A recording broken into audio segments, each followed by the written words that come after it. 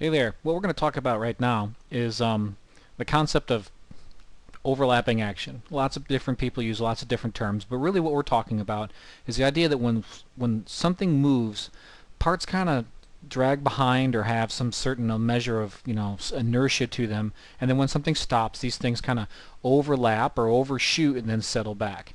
It's a very basic thing in animation, but it's so difficult to understand. I know I struggled with it for many years trying to get my head around it because I came to it from my typical CG background, and I tried all different kinds of technical hacks to try and make it work.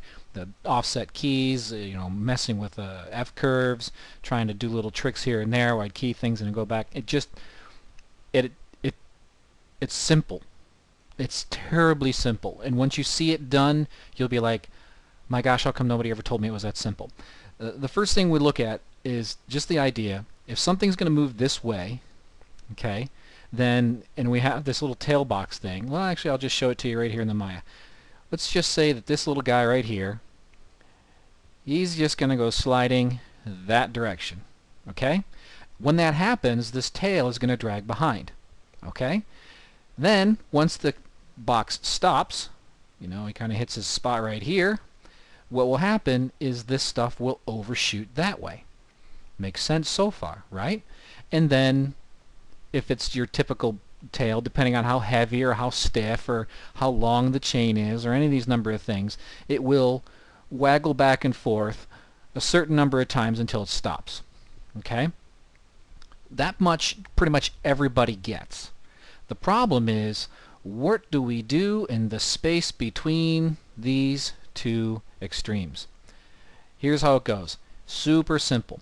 The idea here is that when this drags behind, that's the drag. I call that drag. All right? That is while it is moving. If this guy's moving this direction, then parts of the mechanism, the body or whatever you want to call it, this works for tails, works for arms, works for spines, works for ropes, works for everything. Okay? Parts of it farther away from the base or the center of motion, where the motion is leading, are going to drag behind. Drag is something that happens in the move. As the object is moving, things drag behind. Then, when it stops, these items, these parts, these whatever you call it, then overshoot or overlap. Okay? So we can call them over whatever. So those are the two parts, and the way I look at it is two different parts of the same coin. You don't have just the head side of the coin, you need the tail side. You can't just have overlap without having drag. If you have overlap without having drag, there's no weight inside your motion. It just doesn't feel right. And so many people struggle with this. So the first part is you have to have drag. And then, once it hits the other extreme, it has to have overlap. The big question is, what do we do in between? Well, like everything in animation, the breakdown is the key to everything. The breakdown drawing, I wish somebody had taught me about a breakdown drawing 15 years ago, because it would have shaved about 10 years of frustration off of my career, or somewhere around that much. The breakdown drawing is a pretty simple thing. It's one drawing that defines how to get from one extreme to the other extreme. Okay? So somewhere in here, let's just go ahead and kind of come off here for a little bit so we have a clean drawing area. We have one extreme is the thing hanging behind. The other extreme is completely overlapped. So this one, the drag, and then the overlap. The thing you want to do on the breakdown drawing is combine drag and overlap together. Okay, this happens when something is stopped or at the very transition. Okay, it's kind of like, let's think of it this way. As an arm swings forward, you're going to have the hand dragging. Okay, but there's a point where when it stops, it overlaps. Now, in an arm, it's very simple because it's just one hand. But in a chain, like a spine or a tail or an antenna, it gets trickier. So what you want is you want to represent drag and overlap at the same time in this breakdown drawing. So what does that look like? Well, the stuff that's closer to the source of movement, which is up here, in this instance, is going to be more like the overlap, whereas stuff that's farther away from the source of movement is going to be more like the drag. What does that look like in practical application? Well, it looks like this. More like the overlap, more like the drag.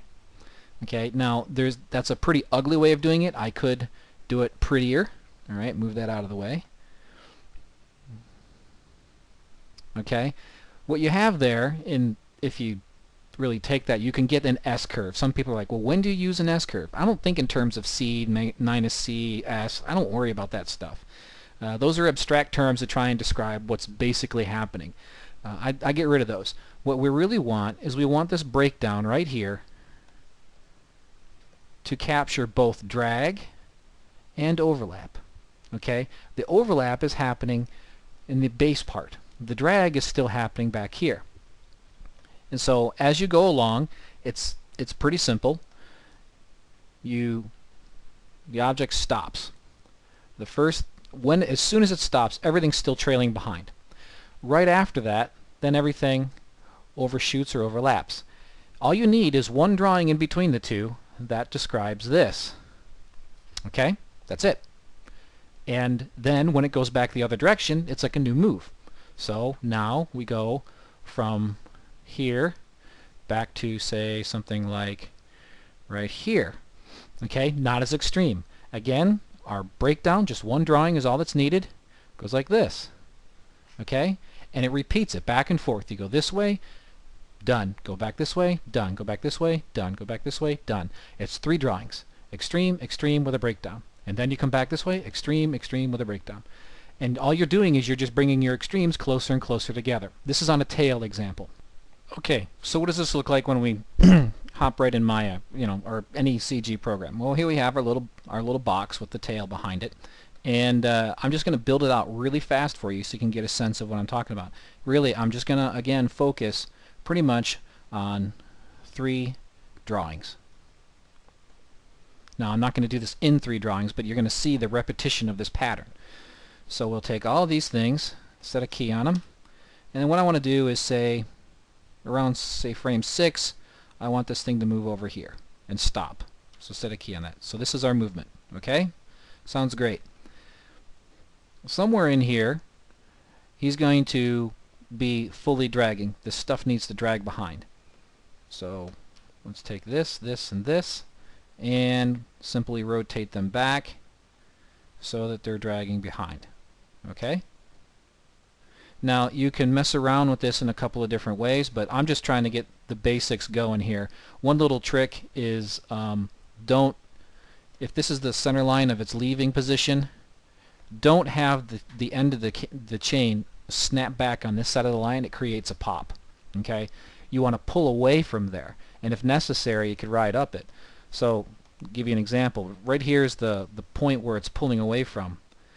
You do not want to do this, because what's happened now is the end of this is on the other side of the line, and if you watch it, it pops. You see that? Don't want to do it. Always pull away from this line. It just works better. So you do that instead. And you see it just pulls away. Very nicely done. And then here you can make it more extreme if you like, but by the time you've cleared that position, you're alright. And again, Annotate Pro. It moves these things around, lets you draw. Best $20 you'll ever spend in animation as a computer animator. Okay, so now it's moving, and here we hit the stop point. So it stops at 6. So I'm just going to go ahead and key all this stuff right here. We're good.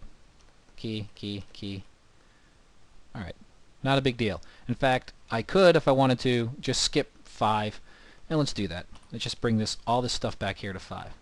I have some keyboard shortcuts that let me do, stuff really fast. Alright, now, what happens once we get here?